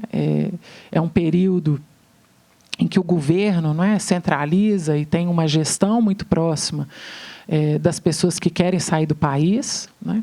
O papel dos estudantes chineses, historicamente, na migração internacional chinesa foi muito importante, e há, inclusive, uma política, né, por parte do governo chinês, nesse período de incentivo de envio desses estudantes para fora, e continuam sendo hoje, né, um dos contingentes migratórios chineses, né, overseas, dos mais significativos, né, salvo engano, as estimativas hoje já chegam em mais de 700 mil estudantes chineses no exterior, né? Um outro elemento fundamental diz respeito à política da diáspora, que eu vi vai ser o tema de amanhã, que eu gostaria muito de ver, né? A China tem sido um ponto importante, né, da reflexão sobre a relação entre os estados de origem e os seus nacionais no exterior. Há uma fortíssima rede de gestão dessa diáspora, seja por parte do Estado, seja de forma mais autônoma, né, entre as diferentes redes diaspóricas de chineses. É um tema importante da literatura migratória chinesa, né, os trabalhos da Ai Wang, de alguns antropólogos importantes, né, que têm, dos estudos culturais, que têm trabalhado essa diáspora chinesa. E o governo chinês, né, tem dado uma atenção, e, de novo, isso não é peculiar à China, a gente tem vários países, inclusive países ocidentais, né, que historicamente mantiveram políticas governamentais voltadas para suas diásporas do exterior, né, a Itália, por exemplo, que tem desde sempre, né, desde o final do século XIX, um ministério voltado, né, para os italianos no exterior. Então, isso não é especificidade da China, mas, de novo, né, como tudo na China é hiperbólico e grande, né, isso vai ter, por óbvio, um impacto interessante sobre as nossas reflexões acerca desse tema. Um outro elemento que me parece chamar a atenção na experiência chinesa com a gestão da mobilidade diz respeito à gestão, não é isso, territorial das políticas econômicas que vão ter um impacto direto, por óbvio, sobre a migração laboral, né, o papel das zonas econômicas especiais, numa certa experimentação nessa flexibilidade migratória, na flexibilidade da gestão entre quem pode residir e trabalhar num determinado território, quais são as condições dessa circulação. Há autores, né, a própria Ai Wang vai chamar isso, né, de uma soberania graduada, ou seja, uma flexibilização, inclusive, dos direitos de exercício da autoridade estatal nesses territórios. E isso vai ter consequências importantes, né, para a circulação internacional de pessoas nesses espaços. E que vai ter efeitos hoje, né, inclusive em outras regiões, mas chama a atenção para isso, né, o fato também que o Gil já pontuou, né, desses espaços, particularmente na região leste da China, e as zonas costeiras, como lugares, né, que viveram de forma muito intensa nas últimas décadas, essa experimentação com a migração laboral, um certo cosmopolitismo laboral, que vai ser importante, que vai, inclusive, mudar um pouco, eu diria, o perfil, inclusive, da emigração chinesa, né? Que se na década de 70 e 80 era majoritariamente trabalhadores pouco qualificados, né? Hoje os estudos já têm apontado para que essa emigração chinesa é hoje composta majoritariamente por trabalhadores altamente qualificados, como eu disse aqui também, por estudantes, né? Ou seja, por um perfil migratório que é diferente do perfil observado nesse processo, né, de abertura gradual da China, lá na década de 70. Isso vai ser importante, inclusive, para as políticas, né, de gestão dessa emigração hoje na China. Né? A China vai experimentar, inclusive, com as políticas de atração, né, da migração que a gente chama de retorno desses estudantes chineses, desses trabalhadores altamente qualificados que vão para fora, né, para que eles retornem para a China, e para uma relação também mais incisiva com a diáspora, como quase, né, vendo-os como quase embaixadores culturais da China, né, e da política chinesa em outros países do mundo. Então, essa relação, né, da mudança do perfil da imigração chinesa e o impacto disso para a política da diáspora. De outro lado, né, também queria chamar a atenção, já à guisa de conclusão, para o fato de que a China tem uma relação, eu diria, pouco incisiva, né, pouco relevante do ponto de vista da governança global das migrações. Né? Apesar dos números chineses serem hiperbólicos, né, a China tem uma trajetória de baixa aderência aos instrumentos internacionais de governança global das migrações. Como eu disse, só em 82 aderiu à Convenção, por exemplo, para pessoas refugiadas. Não tem até hoje, né, uma lei nacional para populações refugiadas. Então, quem faz a gestão das solicitações de refúgio na China hoje é o Alto Comissariado das Nações Unidas para Refugiados. Eu tentei pesquisar os dados. A gente tem pouquíssima informação sobre as populações refugiadas na China. Os dados que a gente tem são que apenas 1.300 pessoas foram reconhecidas como refugiadas pelo Acnur dentro da China. Então, é absolutamente unimpressive, não é isso? O recorde da China no que toca aos temas de proteção humanitária. De outro lado, apesar dos números serem grandes, pode passar para o próximo, né? Da emigração chinesa, então a gente tem um salto ali, né? Havia uma estimativa aí né, no início dos anos 2000 de cerca de 4 milhões de chineses, né, de nacionais chineses residindo no exterior. Essa estimativa hoje já, né, ultrapassou os 10 milhões, mas também não é um número muito significativo se a gente compara, por exemplo, com a população, né, a comunidade brasileira no exterior. né? Só nos Estados Unidos se estima que hoje há 2,5 milhões de brasileiros, né? De pessoas de nacionalidade brasileira residindo. Estima-se aí que a nossa comunidade hoje está entre 5 e 6 milhões, né? No mundo todo. Então, no comparativo também, né? Não é uma presença tão significativa. Acho que eu já falei, né, desses temas.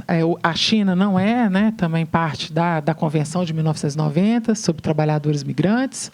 Com relação à participação dos chineses no Brasil, e aí, de fato, para fechar, pode passar para mim aí. Esses dados, né, são os dados do OBMigra, que é o Observatório das Migrações, sediado na Universidade de Brasília, que produz os relatórios que analisam os dados do CISMigra, né, que é, enfim, as solicitações de residência no Brasil, os dados de entrada e registro, né, de entrada e saída de estrangeiros também, que fazem o cruzamento dessas informações a partir dos dados da Polícia Federal. Vocês podem ver aí que né, a gente tem um contingente aí hoje em torno de 1 milhão, né, quase 1 milhão de pessoas residentes no Brasil, não nacionais, é isso, de outras nacionalidades, e a China tem ali uma participação pequena, né? Os residentes, vamos chamar aqui, os regulares, não é isso? As pessoas que entraram com pedidos de solicitação de residência no Brasil. Os dados desse relatório, né, de 2022, estão lá estimados em quase 36 mil pessoas, né? Ou seja, é também pouco expressivo. Temos poucos estudos, né, sobre a situação atual da migração chinesa no Brasil. A gente tem alguma coisa produzida sobre os chineses no Rio de Janeiro, São Paulo. Então, acho que esse projeto, né, é muito importante para suprir um pouco dessa lacuna também. A gente tem um estudo da Marcela Amorim, que foi quem tentou mais recentemente compilar um pouco dessa distribuição espacial da população chinesa no Brasil. E aí os dados que ela, né, compilou do SINCRE na época, né, e que era o sistema de registro, que foi substituído pelo CISMigra, e do censo de 2010, com todas as dificuldades aí estatísticas, né, da gestão dessas duas grandes bases de dados, mas apontam aí para algumas conclusões acerca de uma migração que é predominantemente urbana e fortemente concentrada na região sudeste, né, o que, enfim, a gente que vive nos centros urbanos brasileiros pode observar, não é isso? A entrada dessa migração chinesa, sobretudo no setor de serviços urbanos. Então, essas zonas aí mais amarelas, vermelhas, é onde a gente tem concentração, e aí tem lá, né, Manaus, que é um ponto importante, Brasília, que estão aqui talvez os pontos fora da curva nessa distribuição territorial. Com relação ao refúgio, né, eu queria também chamar um pouquinho, né, a atenção da participação de solicitantes de refúgio de nacionalidade chinesa no Brasil. E aí, de novo, né, eu acho que isso aponta para uma das dificuldades que esse sistema de governança aponta para nós, que é essa distinção muito clara entre países de origem, países de recepção e países de trânsito. O Brasil, mas, enfim, Portugal, Senegal, Nigéria, né, são todos países que ocupam simultaneamente esses 3 lugares, né? São países de origem, são países de recepção e são países de trânsito, né? Eu consegui ver um pouco das solicitações de refúgio dos chineses atualmente, né, sendo processadas pelo Comitê Nacional para Refugiados brasileiro, e o que a gente vê lá são prioritariamente, né, talvez 3 categorias importantes, né? Uma via de regularização migratória para aqueles que vêm para o Brasil para uma migração, que é uma migração laboral, ou seja, pessoas que poderiam pedir residência, mas que acabam solicitando refúgio, como forma de poder ficar no território até conseguirem, né, outra via de regularização migratória. Uma migração de um grupo aí, né, que a gente pode chamar de efetivamente pessoas que têm algum fundado temor de perseguição, e aqui majoritariamente grupos religiosos, minorias religiosas perseguidas na China, e dissidentes políticos, né, alguns que chegam aqui. Então, aí, de fato, a gente tem, não é, um grupo de pessoas que potencialmente podem vir a ser reconhecidas como pessoas meritórias da proteção refugiada aqui no Brasil. E um terceiro grupo, que são solicitações feitas em condição de trânsito, né? Ou seja, de grupos de chineses que passam pelo Brasil numa rota migratória para outros países, que é algo que a gente tem visto de forma relativamente recorrente no Brasil, sobretudo com as migrações que vêm do continente asiático. Então, isso é algo que tem aparecido aqui, por exemplo, no perfil, né, de solicitações de vietnamitas, de Bangladesh, de Nepal, Índia, China, né, que tem usado o Brasil numa rota migratória para outros países, e aqui em particular, né, para os Estados Unidos. Tá? Então, acho que é só para dar um panorama um pouco, né, de como que está essa questão, enfim, que para mim, que estudo refúgio, né, foi particularmente interessante, né, ver esse número que não é inexpressivo para o nosso contingente de solicitações de refúgio no Brasil. E é isso, ansiosa para ler os resultados da pesquisa de vocês e poder trocar mais. Obrigada. Obrigadíssimo, Carol. Vou convidar o Gil e a Carol a voltarem aqui. O Gil tem um compromisso, ele não pode ficar muito tempo mais, já tinha avisado, peço desculpas pelo nosso atraso aqui no início, mas vamos abrir aqui pelo menos para uma rodada, e a gente pode continuar conversando depois também. Eu tenho umas questões, mas, enfim, vamos abrir antes. Tá bom.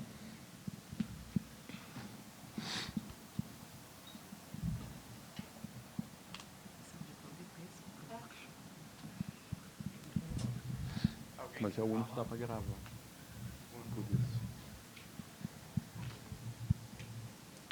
Pessoal, questões? Eu também.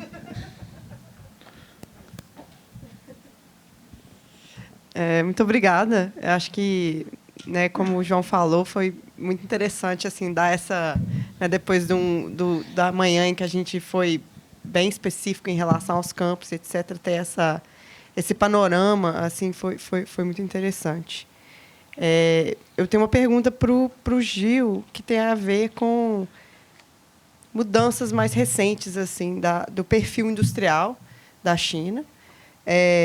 Assim, uma das coisas que a gente escuta no campo, né, porque tem uma coisa interessante sobre a diáspora, porque eles ficam presos na época que eles saíram do país, né? Então, assim, eles têm visões da China, mas assim, às vezes é difícil saber até que ponto a narrativa que eles têm da China corresponde com a realidade. Mas a narrativa de agora é mais ou menos assim, né? A China, como outros países, está passando por um processo de desenvolvimento. Então, várias das indústrias que, né, acho que até as indústrias que o Carlos estava falando mais cedo, assim, que produzem o que a gente chamava de bugiganga, né, estão perdendo espaço e ao mesmo tempo, indústrias de mais alta produtividade estão surgindo. Então, assim, e aí a minha pergunta é mais ou menos assim: essas indústrias de baixa, né, produtividade, que produzem bugigangas, elas estão deixando de existir?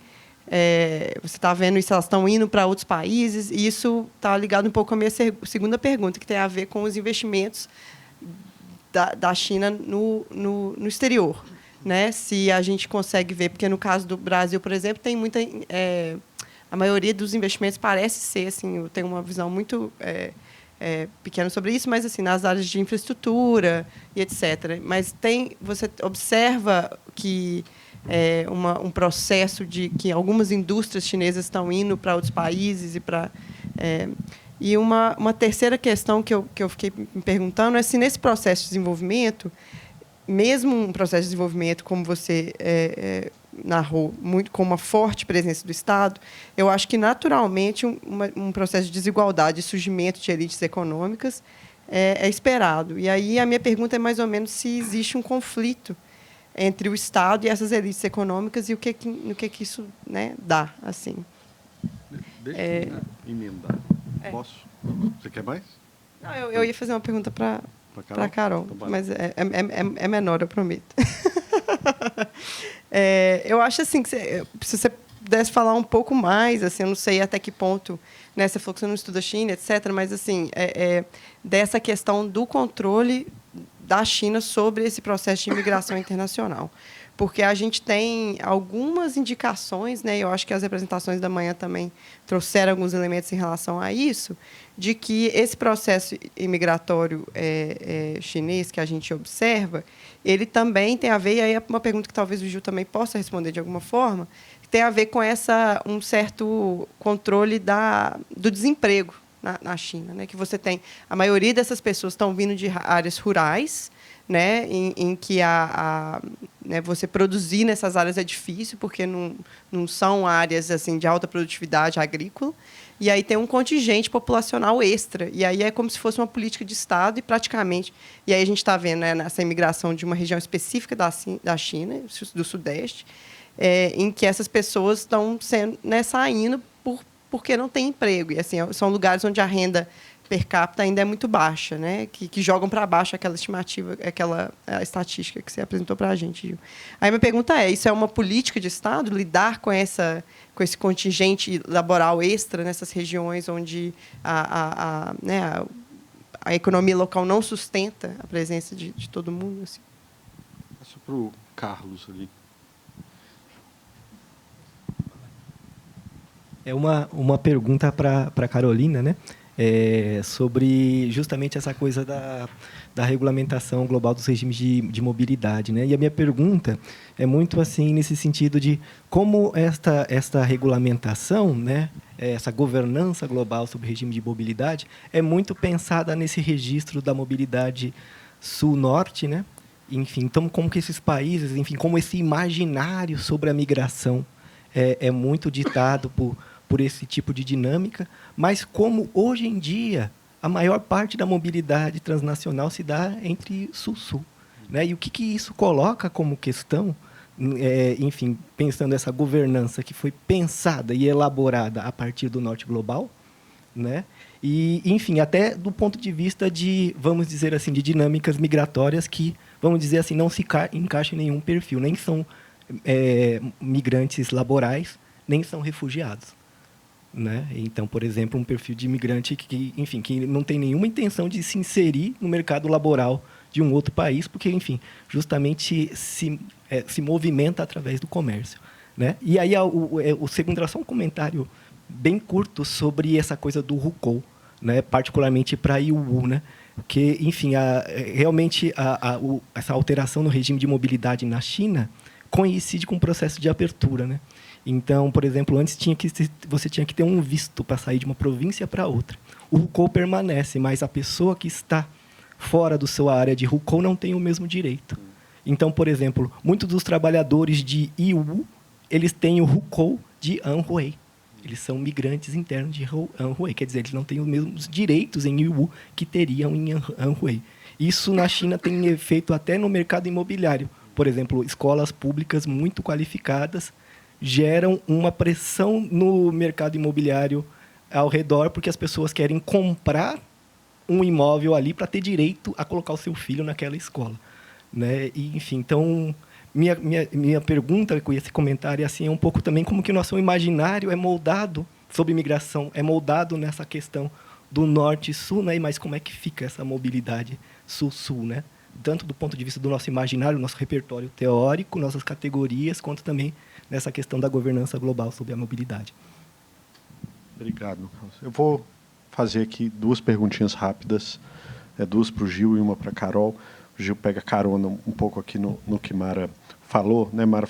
Um pouco essa preocupação do que está acontecendo, né, com a indústria atual e com a relação internacional. E um tema que a gente tratou mais cedo, acho que o Carlos, inclusive, levantou isso, foi que grande parte do processo de abertura, uma parte muito considerável desse capital veio da própria diáspora chinesa, né, principalmente localizada, né, em várias regiões ali da Ásia, do Sudeste Asiático. Então, era entender assim, como é que é isso hoje, né, se isso tem algum papel, por exemplo, nesse processo, né, que a Mara está falando, de transformação industrial. E o segundo, Gil, queria te ouvir sobre isso, é assim, um das narrativas que circulam hoje, quando vai falar do planejamento chinês, é de uma coisa extremamente estruturada, top-down, né, um Estado, né, muito hierárquico, etc., E, assim, quanto mais escuto e leio, né, me parece muito mais um processo de experimentação, né, muito complexo, cheio de idas e vindas, tentativas e erros, né, e, inclusive, com graus diferentes de autonomia territorial, local, provincial, para experimentação. Né? Então, se você pudesse falar um pouco disso também, né, do papel, acho que a Carol até falou, né, da experimentação regulatória, etc., como uma dimensão.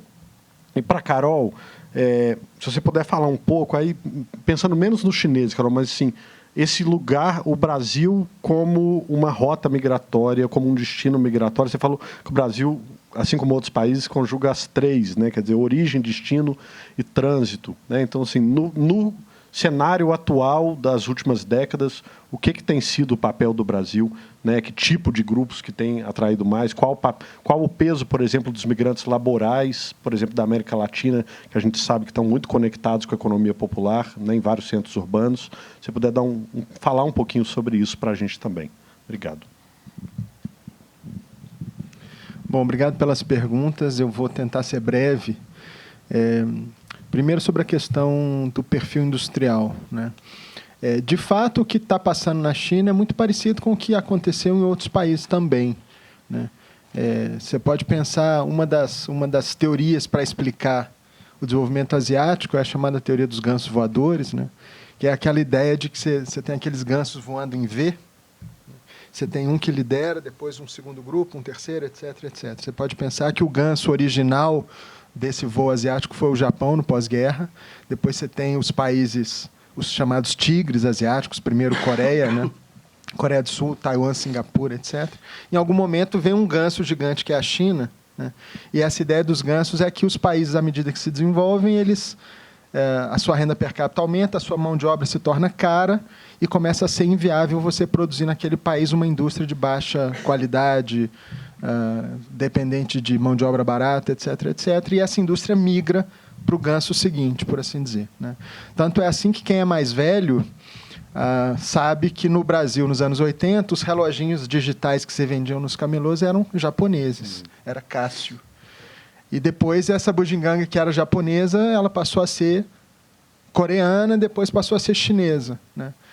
E a China ainda ocupa um pouco esse lugar, inclusive no nosso imaginário, né? Essa coisa do produto made in China como sendo bugiganga, coisa de baixa qualidade, ainda persiste um pouco, embora também o que a gente já vê a olho nu é coisas chinesas de altíssima tecnologia. Então, numa certa medida, a China, pelo encarecimento da sua própria mão de obra, que já não é mais a mão de obra mais barata do mundo, ela começa a expulsar essa indústria de baixa qualidade, baixo custo, dependente de mão de obra barata. Não expulsou totalmente, porque a China é um país muito grande, muito heterogêneo. Então, mesmo essa coisa do custo da mão de obra, do custo industrial, etc., ela é desigual no território, né? Então, diferentemente de outros, né, por causa da sua extensão territorial e tamanho da sua população, essa coisa, a China avança para setores sofisticados e complexos, mas ela não abandona inteiramente os setores mais tradicionais. Mas a gente vê isso a olho nu, assim, né? Você mesmo, Mara, que está no hemisfério norte, quando você vai comprar roupa, você vai ver que as roupas lá não são feitas na China mais, nas lojas de departamento europeias e americanas. É Bangladesh, Vietnã, Laos, Ilhas Maurício, não é China, a maioria das vezes, a indústria de confecção. E isso é um exemplo a olho nu disso.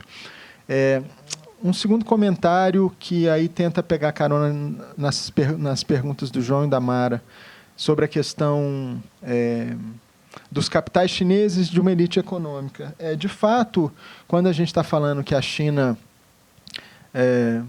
o seu processo de desenvolvimento, ela leva a um acúmulo de contradições e de desequilíbrios, né? Parte disso tem a ver também com o que o Estado chinês entende como uma espécie de um problema, que é o surgimento de uma classe de bilionários na China. O mais famoso deles é o Jack Ma, que foi preso, não sei o que, é o cara do Alibaba. Voltou agora. Exato. Outro dia teve uma reunião do Xi Jinping com grandes empresas privadas na China e estão tentando fazer uma espécie de uma condução mais harmônica, assim. Olha, a iniciativa privada é importante também para nós, diz o Xi Jinping. E aí, de fato, o que existe é que a China, o Estado chinês, ele tem uma espécie de controle sobre isso. Existe uma questão que é uma questão puramente da distribuição de renda mesmo, como que a cultura chinesa encara isso. Desculpa, João. Sim, de fato, uma parte do desenvolvimento chinês, muito nos anos 80, e o Arrighi é um cara que fala muito bem sobre isso, teve muito a ver com essa diáspora chinesa, capitais, o que eles chamam de capitais chineses ultramarinhos, né, que são chineses que estavam em Taiwan, são chineses que estavam em outros países vizinhos na própria Ásia, e que, em algum momento dessa reforma e abertura e formação das zonas econômicas especiais, voltam para a China e fazem investimentos na China, num primeiro momento, nessas plataformas de exportação. Eu arriscaria dizer, eu não acompanhei o dado disso, mas eu arriscaria dizer que o peso disso hoje em dia já não é tão relevante como já foi. Porque acho que como esse processo de abertura e reforma já tem 40 anos, você já tem capitais chineses mesmo, que não estão... que você não tem o carimbo deles tão claro de que estão vindo de Hong Kong, de Taiwan, de outros lugares. E essa coisa, então, eu estava dizendo dos bilionários chineses, tem essa questão da distribuição de renda, mas tem uma outra questão que a China também tem muita clareza sobre isso, que é o papel político dessas elites, né? A experiência do Ocidente, né, é de que, e no caso da economia americana agora, isso está assim, tão visível como nunca, com os Elon Musk da vida frequentando a Casa Branca, mas a gente entende que toda a lógica do capitalismo ocidental é uma lógica de captura do Estado pelas grandes empresas e pelo 0,01%, por assim dizer. E a China está, de certa maneira, atenta a isso, no sentido de que o partido não quer perder espaço para um fortalecimento político dessas elites econômicas. Então, existe uma relação ali de convivência tensionada, eu diria dessa maneira. Tinha mais alguma pergunta? Acho que não, né? Deixa eu passar para a Carol. Também vou ser rápida, que eu tenho. Vou começar de trás para frente. Eu acho que a gente também tem que ter atenção, né? Quando a gente, assim, na nossa literatura, especialmente no Brasil, a gente fala muito de migração sul-sul, a nova migração sul-sul, mas eu temo que o uso também dessa ideia de uma migração entre o sul global acaba invisibilizando o que é talvez uma das problemáticas mais fundamentais, especialmente para países como o Brasil, que é a heterogeneidade da experiência migratória, né? Ou seja, não dá para comparar a experiência dos migrantes bolivianos com a dos migrantes chineses, com a dos migrantes haitianos, com a dos migrantes congoleses, angolanos, né? Então, tem uma autora canadense que eu gosto muito, tem um nome grego, Trifia Andalu, né? E ela tem advogado muito por uma ideia de uma abordagem bagunçada, né? Um messy approach para as migrações, né? Essa ideia um pouco de que as migrações não seguem um roteiro música clássica, mas seguem uma coisa meio do jazz, né? Que assim, você tem que ter capacidade do improviso, ou seja, uma política mais improvisada do ponto de vista da regulação migratória, da gestão para esses fluxos a partir da experiência migrante, talvez faça mais sentido para um contexto tão heterogêneo como é o que a gente vive hoje do ponto de vista, né, dos projetos migratórios. E aí eu acho que o Brasil tem vou falar aqui, um mixed record, né? A gente, essa semana, acho que depois de amanhã, amanhã, né, sexta-feira, a gente tem um workshop sobre o visto humanitário, né? Que, em alguma medida, talvez seja o grande exemplo de uma improvisação regulatória que a gente adotou e que tem funcionado, a despeito de críticas, né, de forma relativamente interessante, como uma estratégia de garantir o acesso ao território. Então, ele vai atender, por exemplo, haitianos que estão em situação de vulnerabilidade, de insegurança, das mais diferentes ordens no Haiti, vai atender afegãos que estão no Irã e que precisam chegar no Brasil, que têm parentes aqui, né, vão atender palestinos que estão no Líbano, no Chipre, que precisam chegar no Brasil e precisam de visto, como uma forma de acesso ao território e potencial regularização migratória. Ou seja, você cria uma etapa para essa rota que permite isso. O caso dos bolivianos também acho que é um caso já muito estudado no Brasil, né? Os bolivianos, particularmente em São Paulo, que também foi uma experiência fundamental para a evolução, inclusive regulatória, do Brasil. Eu ousaria dizer, né, que a experiência boliviana é a experiência que coloca o município dentro do debate federativo sobre a questão migratória no Brasil.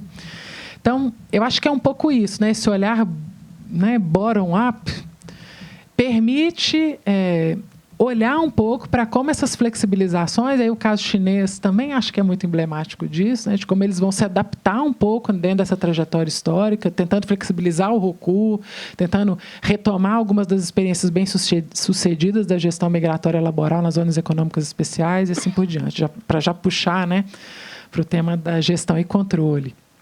Né, o pouco que eu tenho acompanhado dessa discussão sobre a gestão migratória na China aponta para isso, né? Ou seja, de um esforço no século XXI, de uma crescente mais moderada, como tudo, né? Assim, é uma expansão, mas uma expansão controlada, dessa flexibilização da mobilidade interna, né? E de uma tentativa de manutenção deste vínculo com a diáspora. Eu acho que esse também a China é um exemplo interessante de improvisação, de adaptação, de adaptabilidade da política diaspórica, né? Diferente, por exemplo, de países como a Filipinas, que tem uma gestão que é muito voltada para a questão das remittances, né? Das remessas. A China não, a China tem uma abordagem político-culturalista, né? Tem um elemento quase geopolítico, eu acho, da relação do governo chinês com essa comunidade diaspórica. E que tende a se manter e se consolidar com as transformações que a gente tem visto dentro do sistema internacional e esse reposicionamento, né, da relação, não sei se é um reposicionamento, mas um recrudescimento, digamos, de algumas das tensões geopolíticas nas quais a China tem um papel fundamental, né, a jogar no sistema internacional. Um outro elemento que eu acho que é interessante para essa discussão da gestão Sul-Sul da migração, que eu não falei aqui, né, mas tem a ver com um processo crescente de regionalização. Isso vai acontecer no contexto asiático, isso vai acontecer no contexto latino-americano, né? A gente tem tido experiências em diferentes regiões do mundo de tentativas de criação de sistemas próprios, né? Aqui na América Latina a gente vai ter isso para o refúgio e há uma tentativa de avançar nisso no âmbito regional, né? Seja, por exemplo, o acordo de residência do Mercosul, as tentativas, né, de pactos e cooperação regional para essa circulação e gestão, por exemplo, gestão fronteiriça compartilhada, né? Treinamentos técnicos compartilhados das instituições que fazem a gestão migratória de fronteira.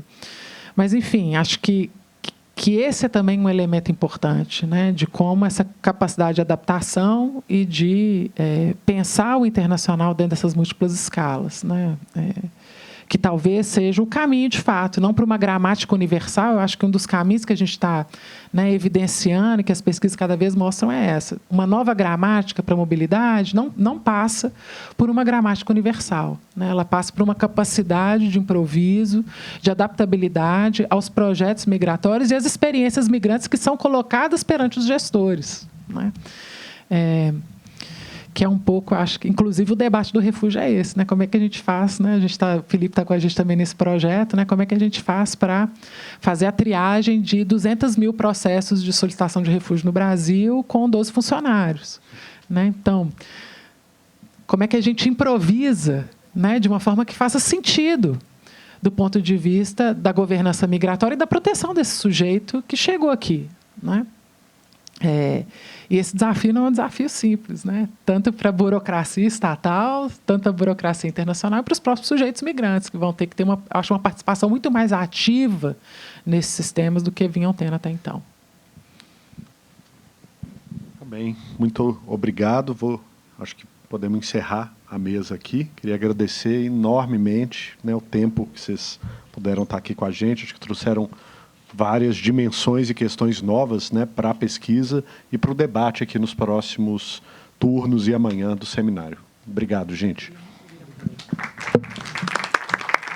Convidar todo mundo para o nosso coffee break.